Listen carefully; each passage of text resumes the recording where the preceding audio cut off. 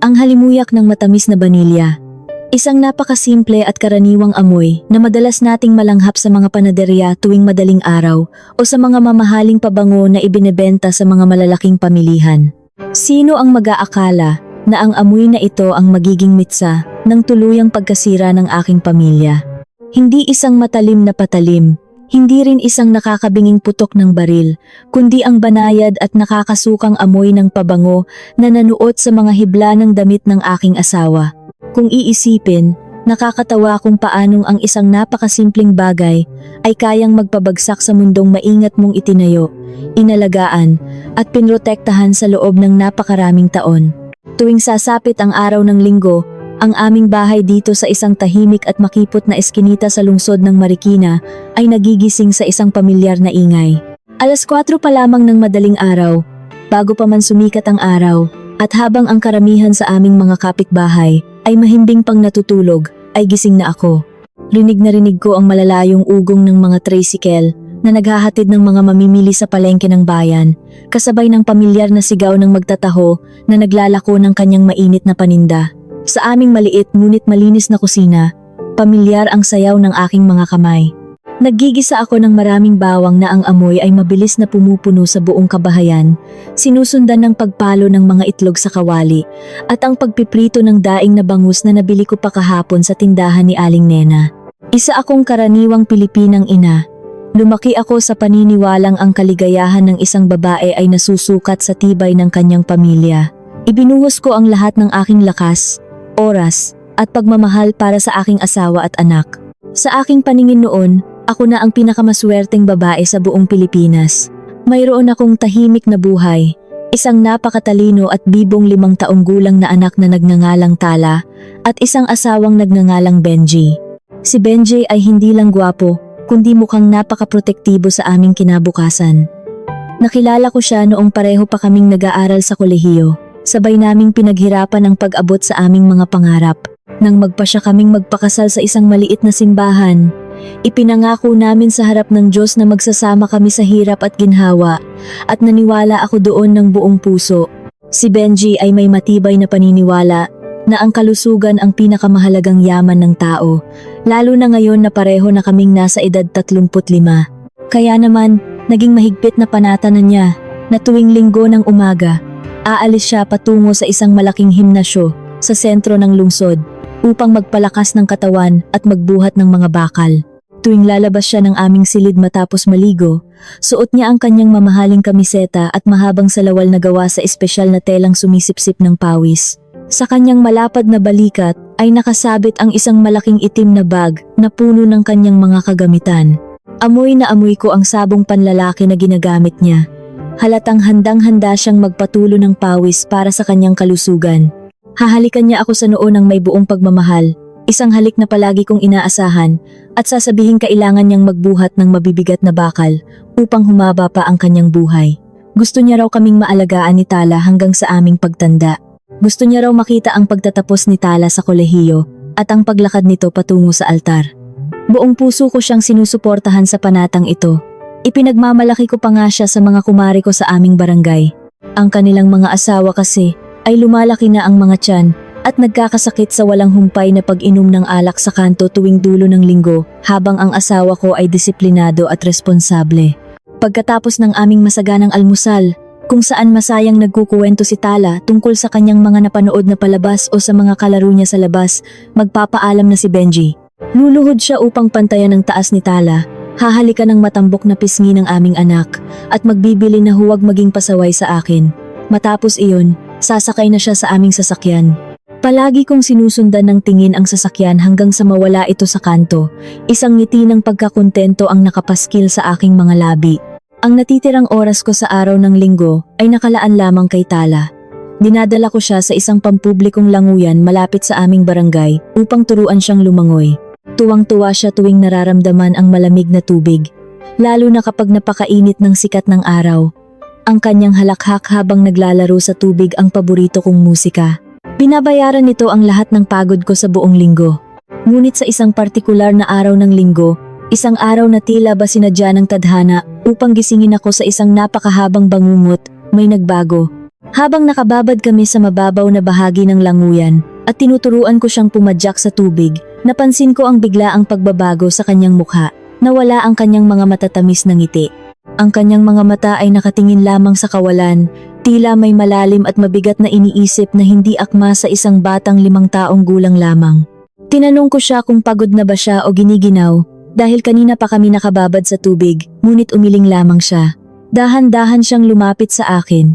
Hinawakan ng laylayan ng aking basa at mabigat na damit at hinila ako palapit sa kanya. Inakala kong hihingi siya ng pambili ng matamis na yelo o sorbetes na inilalako sa labas ng languyan. Ngunit nang ibulong niya ang mga salitang iyon sa aking tainga, pakiramdam ko ay tinakasan ako ng lahat ng dugo sa aking katawan. Ang buong paligid ay biglang tumahimik at ang tanging naririnig ko na lamang ay ang malakas at mabilis na pagtibok ng aking sariling puso.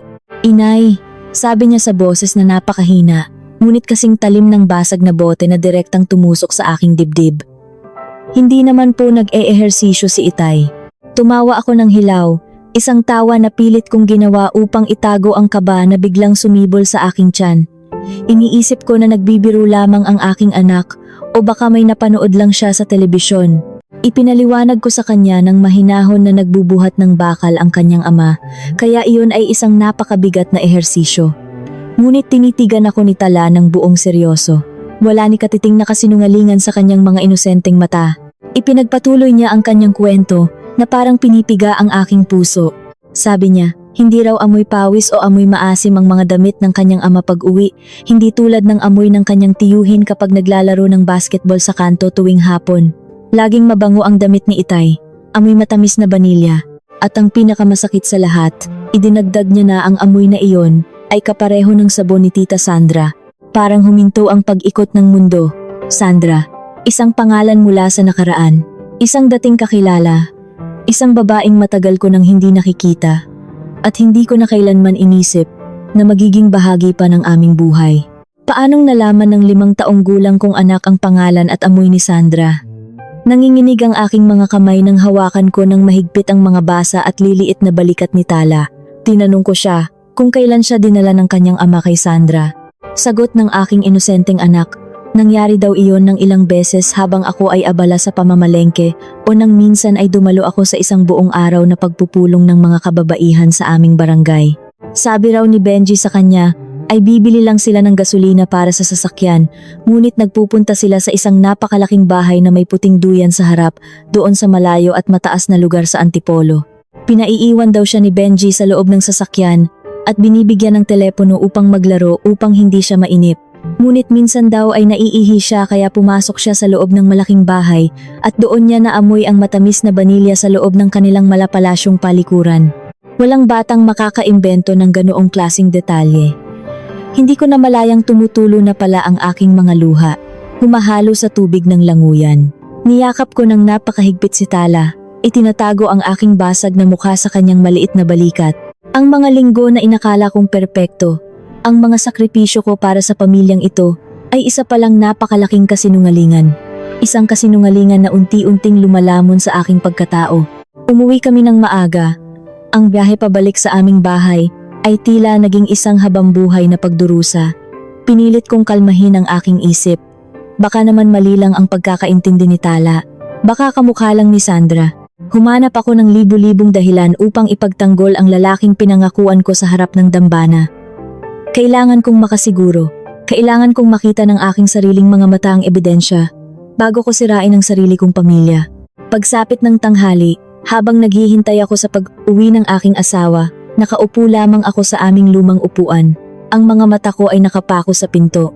Handa na ba akong harapin ang katotohanan na nagtatago sa loob ng kanyang malaking itim na bag? Ang paghihintay ay isang tahimik na pagpapahirap.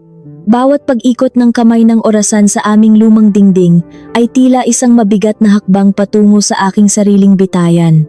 Nakaupo lamang ako sa aming paboritong upuan sa salas. Ang mga mata ko ay hindi kumukurap. Nakapako lamang sa kahoy na pintuan. Sa labas, ramdam ko ang matinding init ng tanghali, ngunit sa loob ng aking dibdib, may isang nagyayelong hangin na patuloy na umiihip. Binalikan ng aking isipan ang lahat ng aming mga pinagdaanan. Paanong ang lalaking nangakong aalagaan ako hanggang sa aking pagtanda ay nagawang magtayo ng ibang mundo habang ako ay naiwang bulag sa aming sariling tahanan. Pagsapit ng alauna ng hapon, narinig ko ang pamilyar na ugong ng makina ng aming sasakyan. Pumasok ito sa aming maliit na garahe at tumigil. Pinilit kong huminga ng malalim. Kailangan kong magpakatatag. Hindi ako maaaring magpakita ng anumang kahinaan o paghihinala. Kailangan kong maging pinakamagaling na aktres sa entablado ng aking sariling buhay. Tumayo ako, inayos ang gusot ng aking pambahay na damit, at naglakad patungo sa pintuan na may nakapaskil na matamis na ngiti sa aking mga labi. Bumukas ang pinto at iniluwa nito si Benje. Ang kanyang anyo ay isang perpektong larawan ng pagod at hirap. Pumasok siya na medyo nakayuko ang mga malalapad na balikat. Ang kanyang mga hakbang ay mabibigat na parang may pasan na sako ng bigas. Ibinaba niya ang kanyang malaking itim na bag sa ibabaw ng aming upuan at humugot ng isang malalim at mahabang pabuntong hininga. Napakabigat ng ipinabuhat sa akin ng aking tagapagsanay ngayon, mahal. Bungad niya sa akin, ang boses ay sinadyang gawing paos at mahina. Pakiramdam ko ay bibigay na ang mga tuhod ko anumang oras. Pero ayos lang. Kailangan ko itong tiisin para humaba pa ang buhay ko para sa inyo ni Tala. Lumapit ako sa kanya at dahan-dahang kinuha ang kanyang mga kamay. Malamig ang kanyang mga palad. Tiningnan ko ang kanyang mukha ng malapitan. Wala ni isang butil ng pawis. Ang kanyang balat ay malinis, hindi mapula, at walang anumang bakas ng matinding pagod na karaniwang makikita sa isang taong nagpalipas ng buong umaga sa pagbubuhat ng mabibigat na bakal sa loob ng isang mainit na silid. Ang kanyang buhok ay maayos na maayos, ni hindi man lang nagusot. Tiningnan ko siya ng diretso sa kanyang mga sinungaling na mata at sumagot, "Salamat sa iyong mga sakripisyo, mahal. Napakaswerte namin ni Tala at ikaw ang naging haligi ng ating tahanan." Ngumiti siya, isang ngiting punong-puno ng pagmamalaki at kayabangan. Hindi na mamalayan na ang mga salitang binitawan ko ay puno ng nakakamatay na lason. Sinabi niya na kailangan niya munang maligo dahil pakiramdam daw niya ay napakalagkit ng kanyang buong katawan kahit na nakaligo na siya sa himnasyo. Tumango ako bilang pagsang-ayon at sinabing ihahanda ko na ang aming mainit na pananghalian. Iniwan niya ang kanyang bag sa salas, walang anumang pag-aalinlangan, at naglakad patungo sa aming palikuran. Nang marinig ko ang matunog na pagpihit ng seradura at ang malakas na buhos ng tubig mula sa gripo, nanigas ang buong katawan ko. Ito na ang pagkakataon na hinihintay ko. Tila may sariling pag-iisip ang aking mga paa, nang dahan-dahan itong humakbang patungo sa itim na bag na nakapatong sa upuan. Nanginginig ang aking mga kamay na parang nahihipa ng napakalamig na hangin. Pakiramdam ko ay isa akong magnanakaw sa loob ng aking sariling pamamahay. Ang bawat kaluskos mula sa labas at ang bawat patak ng tubig mula sa palikuran ay nagpapabilis ng tibok ng aking puso. Hinawakan ko ang malamig na zipper ng bag. Dahan-dahan ko itong hinila, maingat na huwag gumawa ng kahit na anong ingay na maaaring makatawag ng kanyang pansin. Nang mabuksan ko ito ng tuluyan, bumulaga sa akin ang tumpok ng kanyang mga mamahaling damit pampawis. Kinuha ko ang kanyang kamiseta. Ang telang iyon ang dapat sanang nakasaksi sa kanyang paghihirap, ang telang dapat sanang basang-basa ng kanyang pawis at amoy pagod. Ngunit nang hawakan at damhin ko ito, tuyong-tuyo ito. Walang kahit anong bahid ng halumigmig sa buong damit. Inilapit ko ang tela sa aking ilong. Pumikit ako, naghihintay na malanghap ang amoy ng asim, ang amoy ng pawis ng lalaki, o kahit man lang ang amoy ng murang sabon mula sa palikuran ng himnasyo. Ngunit wala talaga. Ang tanging naamoy ko ay ang pamilyar at mabangong samyo ng sabong panlaba na ginamit ko, kasama ang pampabango ng damit na mismong ako ang nagbabad noong nakaraang linggo, gamit ang sarili kong mga kamay. Kapansin-pansin pa rin ang tuwid at matalim na marka ng mainit na plancha sa mga manggas at sa bahagi ng likod ng kamiseta. Ang damit na ito ay hindi kailanman isinuot ngayong araw na ito. Ibinaba ko ang kamiseta at kinuha ang kanyang maikling salawal.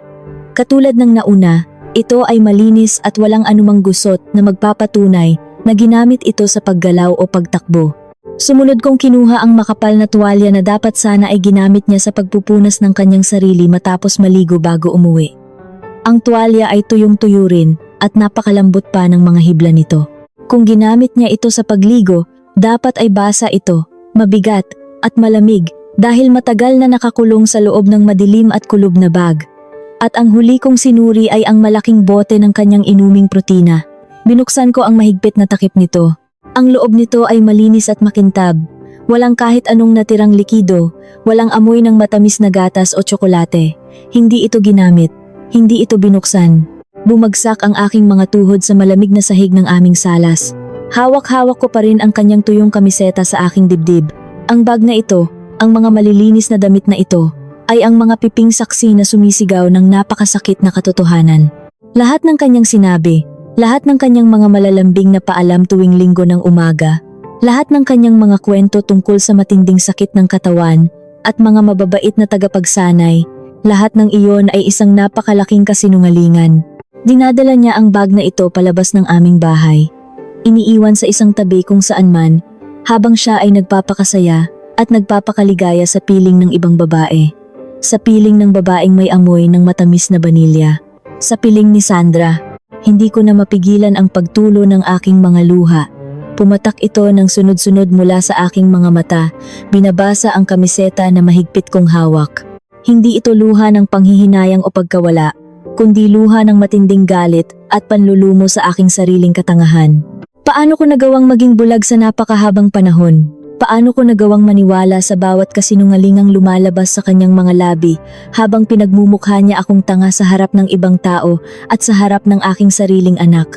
Habang ako ay tahimik na lumuluha sa ibabaw ng sahig, isang kakaibang liwanag ang biglang nahagip ng aking paningin. Nagmula ito sa pinakailalim na bahagi ng bag, sa isang nakatagong maliit na bulsa na hindi ko napansin noong una. Dahan-dahan kong inilubog ang aking nanginginig na kamay sa dilim ng bag at nakapako ang isang maliit at manipis na bagay na matigas. Isang telepono. Hindi ito ang teleponong karaniwang ginagamit ni Benji sa kanyang trabaho o sa pakikipag-usap sa akin araw-araw. Ito ay isang nakatagong telepono na ngayon lamang nakita ng aking dalawang mata. Umilaw ng maliwanag ang salamin ng telepono, nagpapahiwatig na may pumasok na bagong mensahe. Lalo pang nanginig ang aking mga daliri nang pindutin ko ang gilid nito upang basahin ang nakasulat sa ibabaw ng maliwanag na salamin. Ang mensahe ay mula sa isang numerong walang nakarehistrong pangalan. Nasa bahay na ba ang asawa mong tanga? Kailan mo ba siya iiwan ng tuluyan? Gusto na ng anak natin sa tiyan ko na makasama ka araw-araw dito sa malaking bahay. Parang tinusok ng libu-libong maiinit na karayom ang aking utak. Anak natin sa tiyan ko, buntis si Sandra. Nagdadalang tao ang kabit ng asawa ko, habang ako ay nagpapakakuba sa pag-aalaga sa aming pamilya, nagtitiis sa mga lumang damit para lamang makatipid at maibigay ang lahat ng kailangan nila. Ang impormasyong iyon ay tila isang napakalakas na suntok sa aking sikmura, pinipigilan akong huminga. Wala na akong pakialam sa sakit na nararamdaman ng aking puso. Ang tangi kong nararamdaman ngayon ay ang apoy ng matinding paghihiganti na nagsisimulang magliyab sa pinakailalim ng aking kaluluwa. Ngunit bago ko pa man mabitawan ang nagliliwanag na telepono, biglang namatay ang tunog ng buhos ng tubig mula sa loob ng palikuran. Narinig ko ang pamilyar at nakakakilabot na paglangit-ngit ng pinto ng palikuran habang dahan-dahan itong bumubukas. Naroon pa rin ako, nakaluhod sa sahig. Nakakalat ang mga ebidensya ng kanyang pagtataksil sa ibabaw ng upuan at hawak ang kanyang sikretong telepono sa aking kamay. Naririnig ko na ang kanyang mga basang yabag na papalapit sa kinaroroonan ko sa salas. Ano ang gagawin ko kung maabutan niya akong nakaluhod sa harap ng lahat ng kanyang mga nabistong kasinungalingan? Ang paglangit-ngit ng lumang pinto ng aming palikuran ay parang kulog na bumasag sa aking pandinig. Wala na akong oras upang umiyak. Wala na akong oras upang magmukmok at kaawaan ang aking sarili. Sa sobrang bilis ng aking paghinga, halos hindi na pumasok ang hangin sa aking baga. Nanginginig man ang buong katawan, pinilit kong ikilos ang aking mga manhid na daliri. Mabilis kong ibinalik ang maliit na telepono sa pinakasulok ng nakatagong bulsa sa ilalim ng itim na bag. Itiniklop ko ng madalian, ngunit napakaingat ang tuyong kamiseta upang maibalik ang pamilyar na tupi nito, kasunod ang salawal at ang malambot na tuwalya. Hinawakan ko ang malamig na bakal ng zipper at dahan-dahang isinara ang malaking lalagyan, pinipigilan ang anumang tunog na maaaring lumikha ng hinala. Saktong paglapat ng zipper sa dulo, bumukas ng tuluyan ang pinto ng palikuran. Iniluwa nito si Benji, nakabalot lamang ng puting tuwalya sa kanyang baywang, habang nagpupunas ng kanyang basang buhok gamit ang isa pang maliit na bimpo. Humuhuni pa siya ng isang sikat na awitin sa radyo, tila ba napakasaya ng kanyang araw.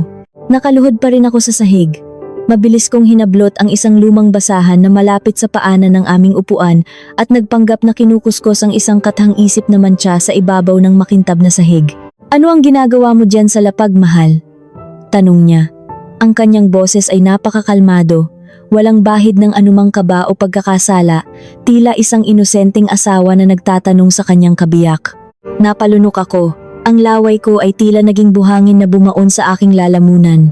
May natapon kasing kaunting tubig kanina pagkagaling namin ni Tala sa languyan, kaya pinupunasan ko lang para hindi tayo madulas, sagot ko. Pilit kong pinatatag ang aking boses. Iniiwasang mabasag ito dahil sa matinding kagustuhang isigaw ang lahat ng aking nabasa at natuklasan. Tumango lamang siya at naglakad patungo sa aming silid upang magbihis. Pinanood ko ang paggalaw ng kanyang malapad na likuran. Ang likurang iyon ang palagi kong sandalan tuwing ako ay napapagod. Ngunit ngayon, ito ay sumisimbolo sa isang napakalaking pader ng kasinungalingan na naghihiwalay sa aming dalawa. Nang araw na iyon, habang kami ay kumakain ng pananghalian, pinagmasdan ko ang bawat pagsubo niya. Paano niya kayang lumunok ng pagkaing maingat na inihanda ng asawang labis niyang niloloko? Nakita ko ang maliliit na butil ng pawis sa kanyang noo habang humihigop ng mainit at maasim na sabaw ng sinigang. Naisip ko, marahil ito ang tanging pawis na inilabas niya sa buong maghapon. Tiningnan ko ang kanyang malalaking kamay habang humahawak sa kutsara. Ang mga kamay na ito ang humahaplos sa aking buhok bago kami matulog. Ang mga kamay ding ito ang humahaplos sa lumalaking tiyan ng kanyang kalaguyo na nagngangalang Sandra. Namuo ang matinding pandidiri sa aking sikmura, ngunit pinilit kong ubusin ang aking pagkain upang hindi siya magtaka. Lumipas ang mga araw mula Lunes hanggang Sabado, na parang ako ay isang patay na naglalakad sa loob ng aking sariling tahanan. Bawat gabi, kapag mahimbing na siyang natutulog sa aking tabi, nananatili akong gising. Nakatitig lamang ako sa madilim na kisame, pinakikinggan ang kanyang malalim na paghinga. Sa mga oras na iyon, unti-unting nagdugtong ang mga piraso ng palaisipan sa aking utak. Binalikan ko ang mga panahong humihingi siya ng malalaking halaga mula sa aking sariling ipon at sa perang minana ko sa aking mga magulang. Ang palusot niya palagi ay may malaking suliranin ang kanyang negosyo sa pagpapatayo ng mga bahay. Kailangan daw bayaran ang mga manggagawa, kailangan daw bumili ng mga mamahaling materyales. Dahil isa akong masunuring asawa na may buong tiwala sa haligi ng tahanan, ibinigay ko ang lahat ng hinihingi niya ng walang maraming tanong.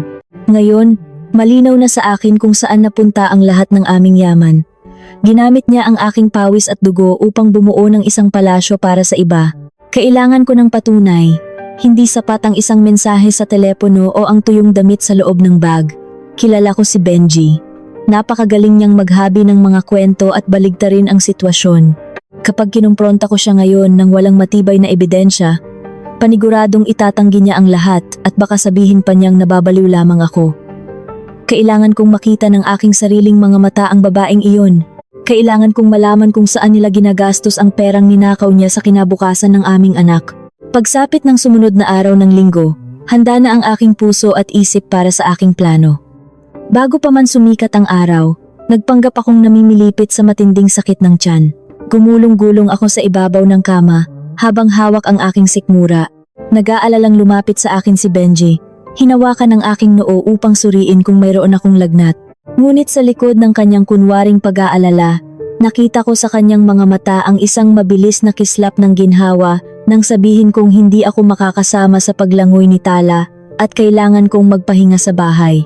Sinabi ko sa kanya na ituloy na lamang niya ang kanyang pagpunta sa himnasyo dahil sayang naman ang ibinabayad niya doon. Walang kahit anong pag-aalinlangan, mabilis siyang nagbihis ng kanyang mamahaling damit at nagpaalam. Kinabis ako ang kanyang huling ngiti bago niya isara ang pinto. Pagkaalis ng kanyang sasakyan mula sa aming garahe, mabilis akong bumangon na parang walang anumang sakit na nararamdaman. Ang takot sa aking dibdib ay pinalitan ng isang umaapaw na kaba at pananabik na malaman ang buong katotohanan. Iniwan ko si Tala sa pangangalaga ng aking kapatid na babae na nakatira lamang sa kabilang kanto. Ginamit ko ang lumang sasakyan ng aking kapatid. Isang kulay abong sasakyan na puno ng alikabok at may napakadilim na salamin. Isang sasakyan na hindi kailanman makikilala ni Benji kahit magkasalubong pa kami sa kalsada. Binalot ko ang aking ulo ng isang malaking itim na bandana at nagsuot ng madilim na salamin sa mata upang itago ang aking mukha. Sinundan ko siya. Malayo pa lamang ay nakikita ko na ang pamilyar na likuran ng kanyang itim na sasakyan. Mahigpit ang hawak ko sa manibela. Ang aking mga palad ay basang-basa ng malamig na pawis. Tinahak namin ang mahaba at maalikabok na kalsada. Taliwas sa kanyang sinabi na pupunta siya sa sentro ng lungsod. Ang kanyang sasakyan ay lumiko patungo sa mataas na kabundukan ng Antipolo. Ang init ng araw ay tumatagos sa salamin ng sasakyan. Ngunit mas mainit ang galit na kumukulo sa aking dugo. Sa kalagitnaan ng aming biyahe, huminto siya sa isang malaking pamilihan sa gilid ng kalsada. Mula sa malayo, pinanood ko siyang nagpapalit ng damit sa loob mismo ng kanyang sasakyan. Hinubad niya ang kanyang damit pampawis at pinalitan ito ng isang mamahaling polo, nagsuklay ng buhok at nag-ayos na parang isang binatang pupunta sa isang napakahalagang pagtatagpo ng pag-ibig. Nang muli siyang magmaneho, mas lalo pang lumalim ang aming narating hanggang sa pumasok siya sa isang napakalaki at eksklusibong nayon kung saan nakatira ang mga pinakamayayaman sa bayan. Nakapasok ako nang walang kahirap-hirap sa tulong ng isang kasinungalingan sa gwardiya. Dahan-dahan kong sinundan ang kanyang sasakyan hanggang sa tumigil ito sa tapat ng isang napakalaking bahay. Itinigil ko ang aking sasakyan sa ilalim ng isang malaking puno sa di kalayuan.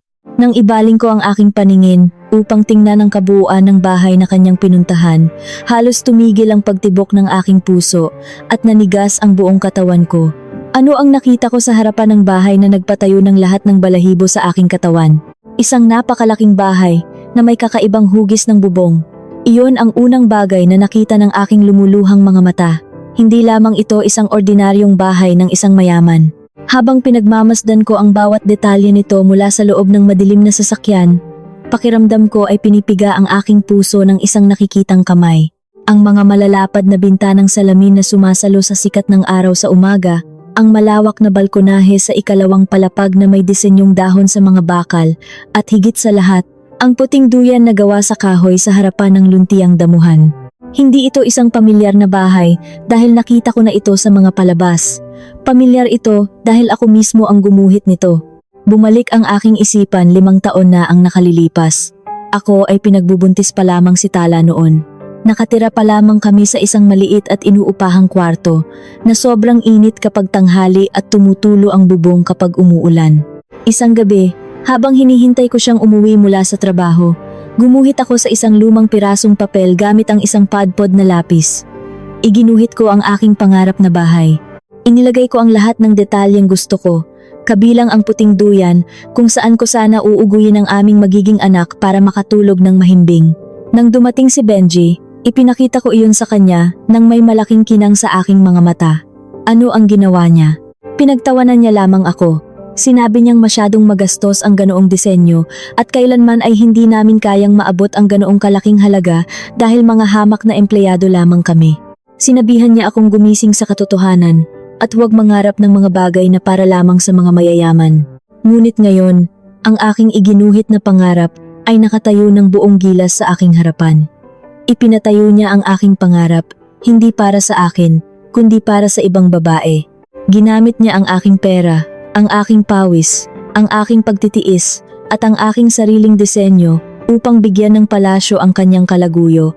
Ito ang pinakamasakit na uri ng pagnanakaw. Hindi lang niya kinuha ang aming yaman. Ninakaw niya ang aking paningin para sa aming kinabukasan at ipinagkaloob iyon sa iba ng walang kahit anong pagsisisi. Habang nilalamon ako ng matinding pighati at galit, bumukas ang malaking pintuan ng bahay na gawa sa mamahaling kahoy. Lumabas ang lalaking pinangakuan ko ng aking buong buhay. Ngunit ang Benji na nakikita ko ngayon ay ibang-iba sa Benji na umalis sa aming bahay kaninang umaga. Wala ang pagod na mukha. Wala ang nakayukong balikat na tila pasan ang buong mundo. Ang Benji na ito ay nakangiti ng napakalapad. Ang kanyang mga mata ay nagniningning sa kaligayahan at ang kanyang tindig ay puno ng pagmamalaki at sigla. Ilang saglit pa, sumunod na lumabas ang isang babae. Si Sandra, hindi na siya ang manipis at payak na babaeng nakilala ko noon na nakakasabay ko sa mga palengke. Nakasuot siya ng isang manipis at malambot na damit na pambahay na halatang mamahalin at binili sa mga sikat na pamilihan. Ang kanyang buhok ay maayos at makintab na nakabagsak sa kanyang mga balikat, ngunit ang tuluyang nagpatigil sa paghinga ko ay ang kanyang tiyan. Napakalaki na nito. Buntis nga siya, at mukhang malapit na siyang manganak anumang buwan mula ngayon. Sinalubong siya ni Benji ng isang mahigpit at matamis na yakap. Nakita ko kung paano inalalayan ni Benji ang bewang ni Sandra pababa sa maliit na hagdan ng kanilang balkonahe. Inalalayan niya itong umupo sa puting duyan, ang mismong duyan na ginawa at pinangarap para sa akin. Pagkatapos, lumuhod si Benji sa harapan nito, hinaplos ang malaking tiyan ng buong pag-iingat at pagmamahal, at idinikit ang kanyang tainga, doon tila nakikinig sa tibok ng puso ng bata sa loob. Tumawa si Sandra, isang tawa na rinig hanggang sa aking kinaroroonan, hinaplos ang buhok ni Benji, at hinalikan ito sa noo. Isang perpektong larawan ng isang masaya at nagmamahalang pamilya. Isang larawang binuo sa ibabaw ng aking mga luha, ng aking mga pang-araw-araw na sakripisyo, at ng kinabukasan ng aking anak na si Tala. Bawat halik ni Benji kay Sandra ay parang patalim na humihiwa at nagpapakawala ng dugo sa aking kaluluwa. Naiisip ko ang mga gabing may lagnat si Tala, at mag-isa ko siyang pinupunasan ng maligamgam na tubig hanggang madaling araw, dahil sabi ni Benji ay nasa isang mahalagang pagpupulong siya sa labas ng bayan kasama ang mga namumuhunan. Naiisip ko ang mga sirang sapatos ko na hindi ko mapalitan, tinatahi ko na lamang ang mga nakangangang swelas dahil kailangan niyang magbayad ng mga peking utang sa kanyang peking negosyo. Nanginginig ang aking buong katawan mula ulo hanggang paa, ngunit alam kong hindi ito ang oras para umiyak ng malakas, magwala, at sumuko. Inabot ko ang aking telepono na nakapatong sa upuan sa aking tabi. Kailangan ko ng matibay na ebidensya. Kailangan kong idokumento ang bawat halik, bawat ngiti, at ang bawat patunay ng kanilang kawalang hiyaan, upang walang maging lusot ang demonyong sumira sa buhay ko kapag dumating na ang oras ng paniningil. Ito ang magiging sandata ko sa husgado. Itinapat ko ang lente ng telepono sa kanilang direksyon. Pinalaki ko ang imahe upang makuha ko ng napakalinaw ang kanilang mga maliligayang mukha at pati na rin ang plaka ng sasakyan ni Benji na maayos na nakaparada sa kanilang garahe. Pindot ako ng pindot. Bawat pagkuha ng larawan ay kasabay ng unti-unting pagtigas ng aking puso. Ang matinding kalungkutan na namumuo sa aking dibdib ay mabilis na lumamig at naging isang matigas na bato ng paghihiganti. Ngunit sa aking labis na pagmamadali, panginginig ng mga daliri, at kawalan ng karanasan sa mga ganitong sitwasyon ng palihim na pagmamatyag, nakagawa ako ng isang nakakamatay na pagkakamali. Nakalimutan kong patayin ang tunog ng aking telepono bago ako kumuha ng litrato. Sa mismong sandali nakukuha ako ng isa pang malinaw na larawan ng kanilang paghahalikan sa duyan. Isang napakalakas na tunog ng pagkuha ng kamera ang umalingaw-ngaw sa loob ng aking sasakyan. At dahil bahagyang nakababa ang bintana ko upang pumasok ang hangin dahil pinatay ko ang makina, nakalabas ang tunog na iyon at umalingaw-ngaw sa tahimik na paligid ng nayon. Hindi pa iyon natapos. Tila ba talagang sinusubok ng tadhana ang aking katatagan?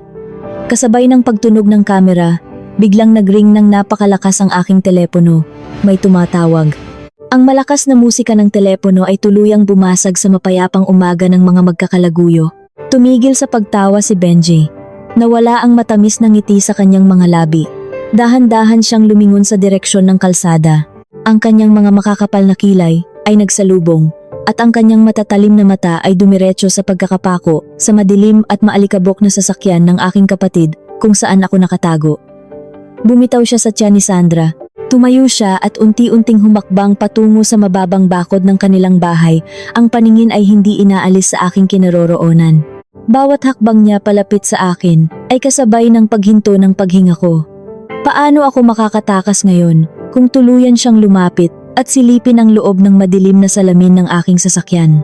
Tila huminto ang pag-ikot ng mundo habang pinapanood ko ang unti-unting paglapit ni Benji sa aking kinaroroonan. Bawat hakbang ng kanyang sapatos sa sementadong kalsada ay tila isang malakas na martilyo na ibinabaon sa aking dibdib. Wala akong ibang magawa kundi ang pigilan ang aking paghinga. Nakatago ako sa likod ng napakadilim na salamin ng lumang sasakyan ng aking kapatid, ngunit pakiramdam ko ay tagos hanggang sa aking kaluluwa ang kanyang naghihinalang tingin. Namuo ang napakalamig na pawis sa aking noo at leeg. Higpit na higpit ang hawak ko sa manibela. Naninigas ang aking mga balikat. Mabilis kong pinatay ang tumutunog kong telepono gamit ang aking nanginginig na daliri, ngunit alam kong huli na ang lahat upang bawiin ang atensyong aking nakuha. Nang makalapit siya ng ilang metro, itinaas niya ang kanyang kanang kamay upang harangan ang sikat ng araw. Nakita ko ang malalim na pagkunot ng kanyang noo, Waring pilit inaaninag kung sino ang taong nasa loob ng kahina-hinalang sasakyan na nakaparada sa tapat ng kanilang paraiso. Akmang lalapit pa sana siya upang kumatok sa aking bintana, nang tuluyan ng magising ang aking isipan mula sa matinding takot. Hindi ako pwedeng magpahuli. Hindi ngayon. Kailangan ko pang ayusin ang aking mga sandata bago ako makipagdigma. Mabilis kong inikot ang susi ng sasakyan. Umugong ng napakalakas ang lumang makina. Napatigil si Benji at humakbang ng paatras dahil sa gulat. Walang pag-aalinlangang tinapakan ko ang silinyador at mabilis na umarangkada ang sasakyan palayo sa lugar na iyon. Mula sa salamin sa aking harapan, nakita ko si Benji na nakatayo sa gitna ng kalsada, nababalot ng alikabok, nakatingin sa palayo kong sasakyan na may halong pagtataka at kaba sa kanyang mukha. Ligtas ako. Sa ngayon, nang makalabas ako sa malaking tarangkahan ng eksklusibong nayon, hindi ko na kinaya pang magmaneho ng malayo.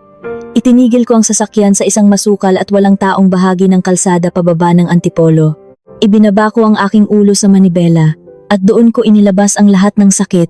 Sumigaw ako ng napakalakas sa loob ng nakasarang sasakyan. Isang sigaw na nagmumula sa pinakamalalim na bahagi ng aking pagkatao na labis na nasugatan. Umiyak ako hanggang sa maubos ang aking hininga, hanggang sa mamaga ang aking mga mata at manhid na ang aking mukha. Naisip ko ang 5 taong sinayang ko. Naisip ko ang pangarap kong bahay na inangkin ng iba. Naisip ko ang inosenteng mukha ni Tala na hindi man lang alam na ang amang tinitingala niya ay isang napakalaking manloloko. Ngunit habang patuloy na umaagos ang aking mga luha, unti-unti ring nagbabago ang hugis ng sakit sa aking dibdib. Ang matinding kalungkutan ay unti-unting namuo, lumamig, at naging isang kasing tigas na bakal na galit. Pinunasan ko ang aking mga mata gamit ang likod ng aking kamay. Tumingin ako sa salamin at tinitigan ang aking sariling refleksyon.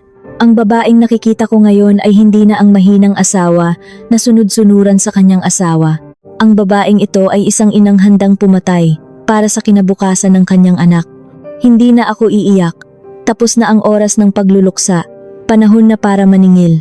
Pagsapit ng hapon, nakauwi na ako at nagbihis ng aking pambahay. Nagpanggap akong katatapos lamang magpahinga. Ilang oras pa ang lumipas, narinig ko ang sasakyan ni Benji na pumasok sa garahe. Pumasok siya sa bahay, bitbit ang kanyang malaking itim na bag. Tulad ng dati, inumpisahan niya ang kanyang dulaan. Nagreklamo siya tungkol sa matinding sakit ng kanyang mga binti dahil daw sa pagtakbo at pagbuhat ng mabibigat na bakal sa himnasyo. Tinitigan ko siya habang nagsasalita. Wala na akong nararamdamang pagmamahal. Tanging pandidiri na lamang sa kung paanong ang isang tao ay kayang maghabi ng kasinungalingan habang nakatingin ng diretso sa mata ng kanyang asawa. Ngumiti ako at inalok ko siya ng maiinom, nakikipaglaro sa kanyang kahibangan. Hayaan mo siyang mag-isip na ligtas siya, bulong ko sa aking sarili. Kinaumagahan ng Lunes, matapos ihatid si Benji papunta sa kanyang peking opisina, nagtungo ako sa isang lumang gusali sa Maynila upang makipagkita sa isang matandang kaibigan ng aking yumaong ama, si Ginoong Mendoza, isang batikang abogado. Ang kanyang tanggapan ay amoy lumang papel at mainit na kape. Umupo ako sa tapat ng kanyang malaking mesa at inilapag ang aking telepono. Ipinakita ko sa kanya ang lahat ng malilinaw na larawan na nakuha ko kahapon, kasama ang kwento ni Tala at ang sikretong telepono na nakita ko sa bag ni Benji. Pinakinggan ako ng matandang abogado ng walang anumang panghuhusga. Matapos ang ilang araw ng malalim at tahimik na investigasyon ng kanyang mga tauhan, ipinatawag niya akong muli. Ang mga natuklasan ay mas malala pa sa inaasahan ko. Ipinakita sa akin ni Ginoong Mendoza ang mga papeles ng bangko at ang titulo ng lupa sa Antipolo. Nakatala ang bahay sa pangalan ni Benji. Panimula ng abogado, ang boses ay seryoso. Ngunit ang perang ipinambayad niya bilang paunang hulog ay nagmula sa sarili mong pondo sa inyong kumpanya. At heto ang pinakamasaklap, Clarissa. Dahil sa labis na paggastos ni Benji sa mga luho ng babaeng iyon, tulad ng mga mamahaling bag at bakasyon sa dagat, 3 buwan na siyang hindi nakakapagbayad ng buwanang hulog sa nagpatayo ng bahay. Kasalukuyan nang nagpapadala ng babala ang kumpanya upang bawiin ang bahay at ipasara ito. Nagliwanag ang aking isipan. Ibig sabihin, wala silang pera. Namumuhay sila sa isang ilusyong pinopondohan ng pera ko. At ngayon ay unti-unti na itong gumuho. Dito pumasok ang isang napakatalino at malupit na mungkahi mula sa aking abogado. Ipinaliwanag niya na madalas mas pinipili ng mga nagpapatayo ng bahay na ibenta na lamang ang mga bahay na may utang sa ibang tao na may dalang buong pera kaysa dumaan sa mahabang proseso sa husgado. Bilhin mo ang bahay, mungkahi ni Ginoong Mendoza. Mayroon kang nakatagong pera mula sa pamana ng iyong mga magulang na hindi alam ni Benji. Gagamit tayo ng isang hiwalay na kumpanya na nakapangalan sa iyo upang bilhin ang lahat ng karapatan sa bahay na iyon. Kapag nagawa natin ito, ikaw ang magiging legal na may-ari ng bubong na pinagtataguan ng kalaguyo ng asawa mo. Nakatira sila sa pamamahay mo. Hindi na ako nag-isip pa ng matagal. Pumayag ako agad. Gagamitin ko ang perang itinatago ko sana para sa pag-aaral ni Tala sa kolehiyo bilang puhunan para sa aking paghihiganti. Mas mabilis pa sa kidlat na inayos ng mga tao ni Ginoong Mendoza ang mga papeles sa kumpanyang nagpatayo ng nayon. Sa loob lamang ng isang linggo, nabayaran ko ng buo ang bahay. Hawak ko na ang katibayan na ako ang tunay at nag-iisang nagmamay-ari ng palasyong ipinatayo ni Benji para kay Sandra. Ngunit hindi pa roon nagtatapos ang lahat. Kailangan kong siguruhin na wala nang matitira kay Benji. Kailangan kong mabawi ang bawat sentimo na ninakaw niya sa aking pamilya. Pagsapit ng Biyernes ng gabi, naghanda ako ng isang napakasarap na hapunan. Nagluto ako ng kanyang paboritong kare-kare na may malambot na karne at masaganang sarsa ng mani. Lininis ko ang buong bahay. Sa ibabaw ng hapagkainan, naglapag ako ng isang kayumangging sobre na naglalaman ng mga espesyal na dokumento mula kay Ginoong Mendoza. Ngayong gabi, ihahain ko ang isang bitag na nakabalot sa matamis na pagmamahal. Ngunit ang tanong, kakagatin kaya ni Benji ang lason na magbibigay tuldok sa kanyang mga kasinungalingan? Ang hapagkainan ay napuno ng masaganang amoy ng nilutong kare-kare. Ang malapot at manilaw-nilaw na sarsa ng mani, ang malalambot na hiwa ng tuwalya ng baka, at ang katakam-takam na bagoong alamang ay maayos na nakahaing lahat sa aming lumang mesa. Sinalubong ko si Benji ng isang matamis na ngiti nang siya ay dumating mula sa kanyang kunwaring trabaho. Kinuha ko ang kanyang mabigat na bag at inalok siyang maupo upang makakain na kami. Walang anumang bahid ng pagdududa sa kanyang mukha. Sa kanyang isipan, umuwi siya sa isang perpektong tahanan, sa isang asawang mangmang at madaling utuin. Habang kumakain, pinagmasdan ko ang bawat pagsubo niya. Ang kanyang malalaking panga ay walang humpay sa pagmuya. Matapos makatatlong higop ng sabaw, sinimulan na niya ang kanyang kinabisadong dula. Bumuntong hininga siya ng napakalalim, ibinaba ang kanyang kutsara, at tinignan ako gamit ang kanyang maamong mga mata na nagkukubli ng matinding kasakiman. Mahal, panimula niya, ang boses ay ginawang malungkot at puno ng pag-aalala. May malaking suliranin kasi ang proyekto namin sa Cebu. Kailangan kong magpadala ng malaking halaga bukas na bukas din.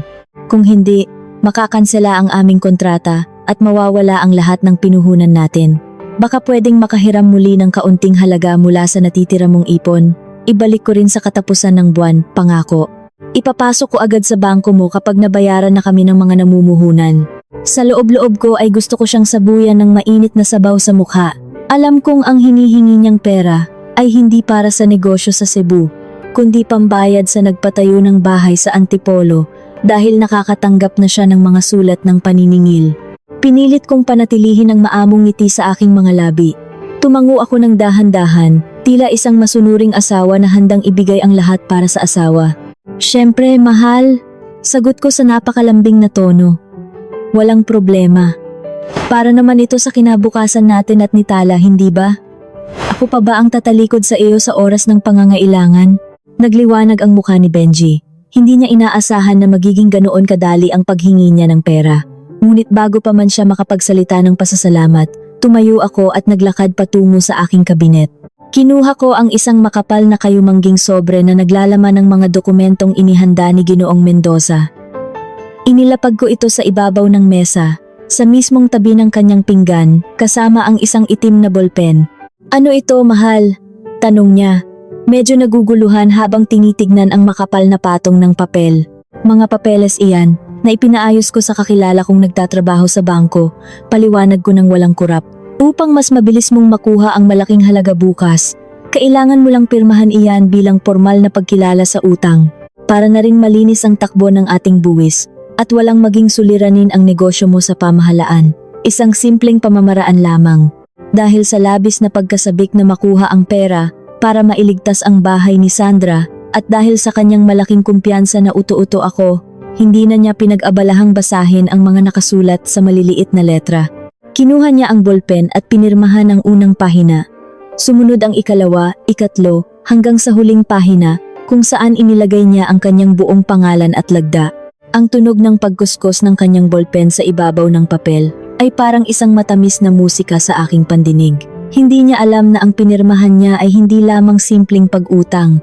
Sa ilalim ng mga unang pahina ay ang mga nakatagong kasulatan na nagpapasa ng lahat ng kanyang legal na karapatan, mga natitirang ari-arian, at mga sasakyan pabor sa akin bilang kapalit sakaling hindi siya makabayad sa napagkasunduang oras.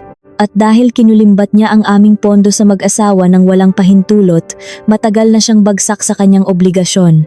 Sa bawat guhit ng kanyang bolpen, unti-unti niyang ibinigay sa akin ang hawakan ng patalim na tatapos sa kanyang kasakiman. Nang matapos siya, isinara niya ang sobre at ibinigay sa akin ng may malapad na ngiti. Salamat, mahal. Ikaw talaga ang pinakamagandang bagay na nangyari sa buhay ko. Ngumiti ako pabalik. Walang anuman, Benji. Titiyakin kong makukuha mo kung ano ang nararapat sa iyo. 2 araw ang lumipas at sumapit muli ang pinakahihintay na araw ng linggo. Ang araw na magpapabago sa lahat. Bago pa man sumikat ang araw, nakabihis na si Benji ng kanyang mamahaling damit pampawis. Amoy na amoy ko ang kanyang paboritong pabango na may halong matamis na banilya. Nagmamadali siya. Tila ba may mahalagang pagtatagpo na hindi niya maaaring palampasin. Marahil ay nasasabik siyang ibalita kay Sandra na may nakuha na siyang pera pambayad sa bahay. Ngunit nang lumabas siya ng aming silid, napakunot ang kanyang noo. Sa halip na makita akong nakasuot ng manipis na pambahay at nagluluto sa kusina, nakita niya akong nakatayo sa salas. Nakasuot ako ng isang napakaayos at formal na kasuotan, isang bestida na kulay asul. May kulay ang aking mga labi, maayos ang aking buhok, at nakasuot ako ng mamahaling sapatos. Sa aking tabi ay si Tala, bihis na bihis din ng kanyang magandang damit na pampasyal. Saan kayo pupunta? Tanong ni Benji, bakas ang pagkalito at kaunting kaba sa kanyang boses. Bakit ganyan ang ayos ninyo? Lumapit ako sa kanya, tinitigan ang kanyang mga mata, at nagsalita sa isang malamig ngunit pilit na pinasasayang tono. Hindi ka pupunta sa himnasyo ngayon, mahal. May natanggap akong napakalaking gantimpala mula sa aking pinagtatrabahuhan kahapon. Isang malaking halaga ng pera. Gusto kong ipagdiwang natin ito bilang isang buong pamilya. Kakain tayo sa labas, at pagkatapos ay may papakita akong isang napakagandang pamumuhunan na bibilhin ko para sa atin. Sinubukan niyang tumanggi. Umiling siya at sinabing kailangan niyang magbuhat ngayon dahil magagalit ang kanyang tagapagsanay, ngunit hindi ako nagpatinag. Hinawakan ko ang kanyang braso at sinabing, "Kapag hindi ka sumama sa amin ngayon, iisipin kong hindi ka masaya sa mga narating ko. Baka ibigay ko na lamang sa aking mga kapatid ang malaking gantimpala na ito kaysa ibili ng bagong ari-arian para sa atin." Nang marinig niya ang salitang malaking gantimpala at bagong ari-arian, nagbago ang ihip ng hangin. Lumabas muli ang kanyang pagiging mukhang pera. Mabilis siyang pumasok sa silid at nagpalit ng maayos na damit. Isang polo na may kwelyo at maayos na pantalon. Ako ang nagpasyang magmaneho ng aming sasakyan. Nasa upuan ng pasahero si Benji, habang si Tala ay tahimik na nakaupo sa likuran, naglalaro ng kanyang manika. Naging tahimik ang simula ng aming biyahe. Siguro ay nag-aakala siya na pupunta kami sa isang kilalang kainan sa sentro ng lungsod ng Maynila. Ngunit nang iliko ko ang manibela palayo sa lungsod at tahakin ang malaking kalsada patungo sa silangan, napansin ko ang biglaang pag-iba ng kanyang pakiramdam. Nagsimula siyang mangalikot ng kanyang mga kuko at panay ang tingin sa labas ng bintana. "Mahal, bakit tayo papuntang Antipolo?" tanong niya. Ang kanyang boses ay may halong panginginig na pilit niyang itinatago sa pamamagitan ng pag-ubo. "Wala namang malaking kainan doon na pambata. May bagong tayong lugar kainan doon na sikat ngayon." Sagot ko, hindi inaalis ang paningin sa kalsada, "At malapit lang doon ang bahay na gusto kong bilhin natin. Balita ko, ay napakaganda raw ng mga disenyo ng bahay sa loob ng isang eksklusibong nayon doon. Gusto kong makita mo dahil ikaw ang magaling sa mga ganyang bagay." Lalong namutla si Benji. Napalunok siya ng napakalakas na halos marinig ko ito sa loob ng sasakyan. Nakikita ko sa gilid ng aking mga mata ang panlalamig ng kanyang mga kamay habang pilit niyang pinupunasan ang mga ito sa kanyang pantalon. Sinubukan niyang kumuha ng telepono sa kanyang bulsa, marahil ay upang magpadala ng lihim na mensahe kay Sandra upang magtago. Ngunit mabilis kong hinawakan ang kanyang kamay at sinabing, "Mahal, huwag ka munang humawak ng telepono. Pag-ukulan mo naman kami ng pansin ni Tala ngayong araw." Wala siyang nagawa kundi ibalik ang telepono sa kanyang bulsa. Narating na namin ang malaking tarangkahan ng eksklusibong nayon. Bumaba ang guwardya, nakangiti dahil pamilyar sa kanya ang sasakyan ni Benji, at agad na binuksan ang harang nang hindi na nagtatanong. Tuloy-tuloy kong ipinasok ang sasakyan sa loob ng lugar ng mga mayayaman. Ramdam ko ang pagtigil ng paghinga ng asawa ko nang lumiko ako sa mismong kalsada kung saan naroon ang malaking bahay. Bawat pag-ikot ng gulong ng sasakyan ay tila pag-ikot ng lubid sa kanyang leeg. Dahan-dahan kong itinigil ang sasakyan, eksakto sa tapat ng bahay na may puting duyan. Pinalatay ko ang makina. Katahimikan ang bumalot sa loob ng sasakyan. Ang tanging naririnig lamang ay ang mahina at mabilis na paghinga ni Benji. Tiningnan ko siya. Ang lalaking dati ay puno ng yabang, ay ngayon ay parang nakakita ng multo. Wala siyang kakulay-kulay at nanlalaki ang kanyang mga mata. Nakapako ang paningin sa malaking pintuan ng bahay na ipinatayo niya. "Bumaba ka na, mahal," utos ko sa napakalamig na tono. "Nandito na tayo." Hindi siya gumalaw. Nanginginig ang kanyang buong katawan. Bago pa man siya makapagsalita upang magmakaawa, biglang bumukas ang mamahaling pintuan ng bahay. Sino ang lalabas mula roon at ano ang magiging reaksyon nito kapag nakita ang tunay at nag-iisang asawa ng lalaking itinuturing niyang hari? Bumukas ng tuluyan ang malaking pintuan na gawa sa mamahaling kahoy. Mula sa loob ng bahay, lumabas si Sandra. Hindi na siya nakasuot ng manipis na pambahay tulad noong nakaraan kong pagbisita ng palihim. Nakasuot siya ng isang magandang bestida na lalong nagpapatingkad sa kanyang malaking tiyan. Ang kanyang buhok ay maayos na nakalugay at may suot siyang mamahaling alahas sa leeg. Ngumiti siya ng napakalapad. Kumakaway habang naglalakad patungo sa tarangkahan. Inakalang si Benji lamang ang dumating upang dalawin siya at ang bata sa kanyang sinapupunan. Ngunit nang makita niyang bumukas ang pinto ng tsuper at ako ang lumabas, unti-unting nawala ang ngiti sa kanyang mga labi. Huminto siya sa paghakbang. Tinitigan niya ako. Ang kanyang mga mata ay nanlaki sa matinding pagkabigla at pagkalito. Nakita niya ang aking maayos na kasuotan, ang aking taas noong tindig, at ang batang babaeng nakahawak sa aking kamay.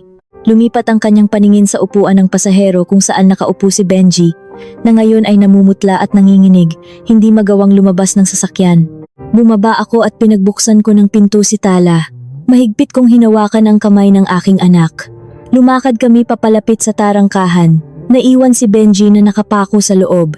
Nang makabawi sa pagkagulat, lumabas ang tunay na kulay ni Sandra. Ipinatong niya ang kanyang dalawang kamay sa kanyang baywang.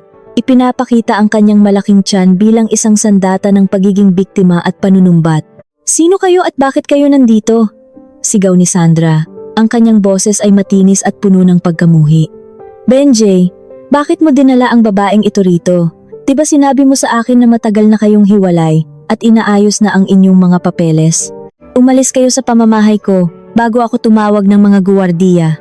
Sa wakas, nahanap ni Benji ang kaunting lakas upang lumabas ng sasakyan. Ngunit hindi upang ipagtanggol ako, kundi upang pakalmahin ang kanyang kalaguyo. Lumapit siya sa tarangkahan, nakayuko, iniaangat ang mga nanginginig na kamay. "Sandra, kumalma ka, makakasama sa bata," bulong ni Benji, ang mukha ay basang-basa ng malamig na pawis.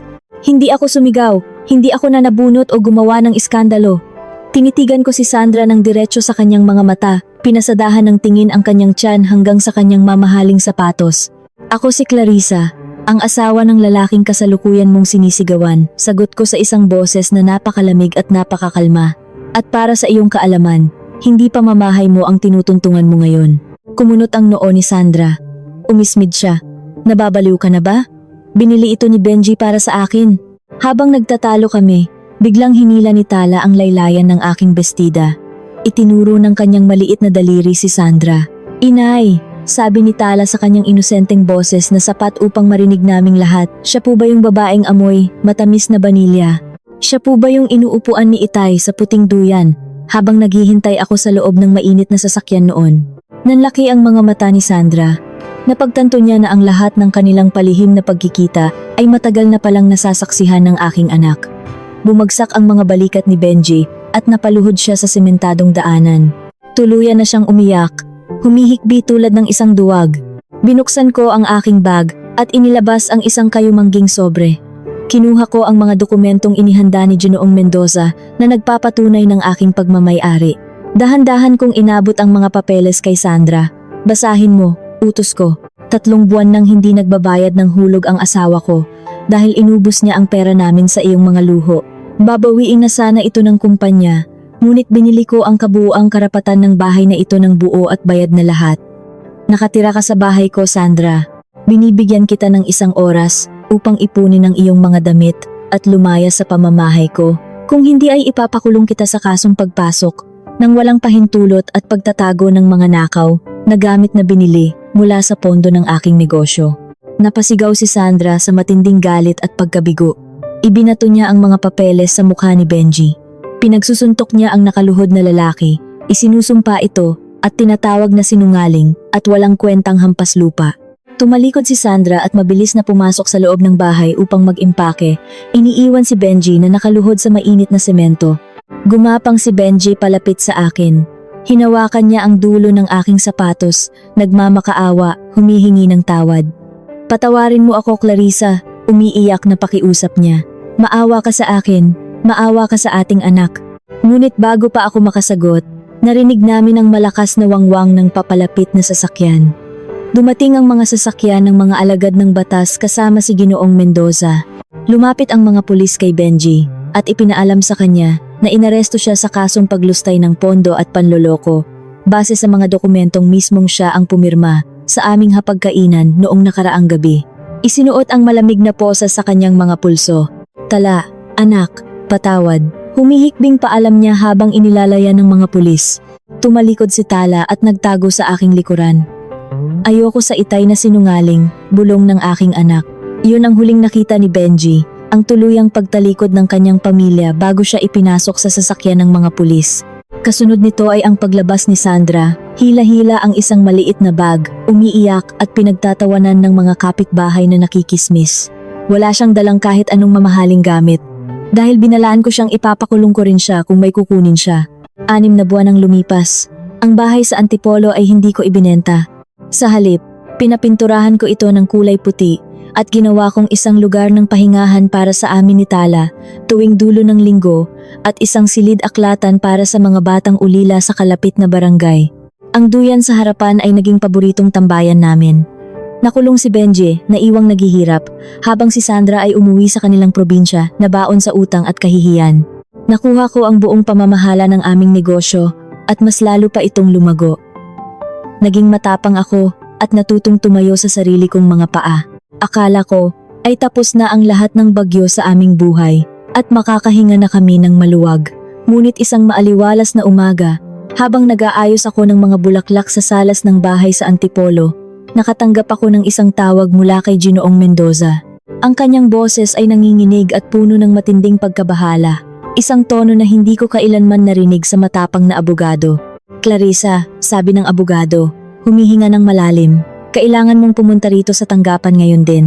May natuklasan akong isang lihim na dokumentong itinago ni Benji sa kanyang lumang kaban sa bangko bago siya makulong. Hindi lang pala pera ang kinuha niya sa iyo. May kinalaman siya sa biglaang pagkamatay ng iyong yumaong ama. Nabitawan ko ang florera at nabasag ito sa sahig. Paano magtatapos ang kwentong ito kung ang lalaking pinakulong ko ay hindi lamang isang manloloko, kundi isa ring mamamatay tao?